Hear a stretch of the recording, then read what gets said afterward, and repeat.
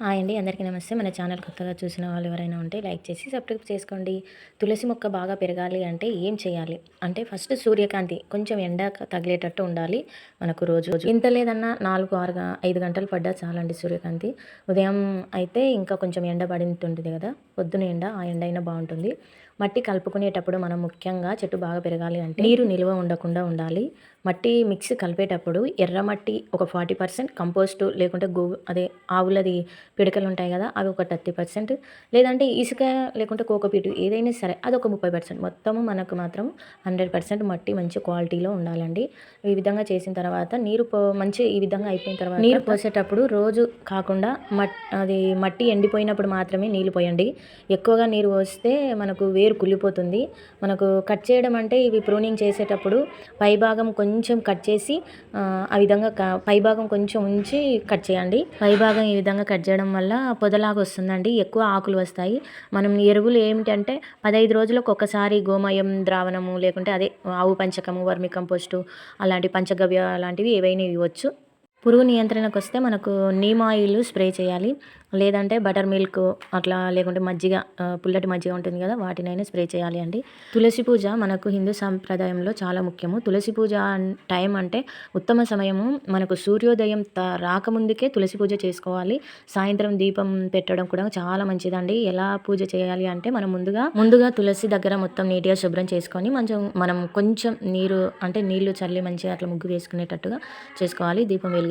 అగరబత్తులు, ధూపం ఆ విధంగా పెట్టుకోవాలండి. తులసి మంత్రాన్ని ఓం తులస్యే నమః లేదా ఓం శ్రీ తులసి దేవ్యే నమః అని ఈ విధంగా పలకాలి. దీపం పెట్టేటప్పుడు, అగరబత్తులు ఇచ్చేటప్పుడు కానీ ఈ పవిత్రంగా ఉంచుకోవడం తులసి మొక్కను తులసి చుట్టూ ఎలాంటి చెత్త లేకుండా పొదలో అట్లా దగ్గరికి వెళ్ళకుండా మంచిగా నీట్‌గా పెట్టుకోవాలి. ఎండిన ఆకులు నేలపై పడినవి శుభ్రంగా చేసుకొని ఆదివారం, అమావాస్య రోజులు మాత్రం ఆకులు కొయ్యకూడదండి. ఇది మాత్రం ముఖ్యము.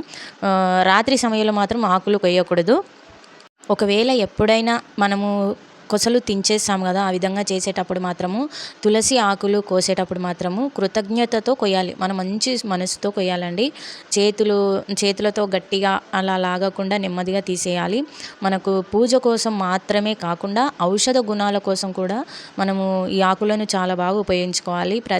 ఎంతో పవిత్రమైన తులసి మొక్క మనకు ఎంత దైవం మన ఇంటి ముందర తులసి మొక్క ఉందంటేనే లక్ష్మీ అమ్మవారు మన ఇంటికి వస్తున్నట్టు భావించుకొని అమ్మవారిని పూజ చేసుకుంటూ అమ్మవారికి మంచిగా నైవేద్యాలు పెట్టుకుంటూ అమ్మవారిని ఆరాధిస్తూ ఎంతో సుఖ సంతోషాలతో వర్ధిల్లాలని మనస్ఫూర్తిగా కోరుకుంటున్నాను. ఒక టీ గ్లాసు ఆవు మూత్రం వేసి నేను చెట్టుకు పోస్తూ ఉంటాను. తులసి మాతను శ్రీ మహావిష్ణువు ప్రియమైనదిగా భావిస్తాడు.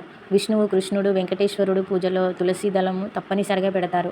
ఇంట్లో తులసి మొక్క ఉండడము చాలా శుభప్రదము.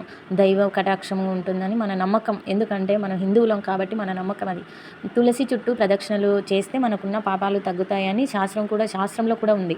పూజకు మనం చేసేటప్పుడు పూజలో ప్రాముఖ్యంగా ప్రతిరోజు ఉదయము, సాయంత్రం దీపం ఖచ్చితంగా పూజ చేయాలి.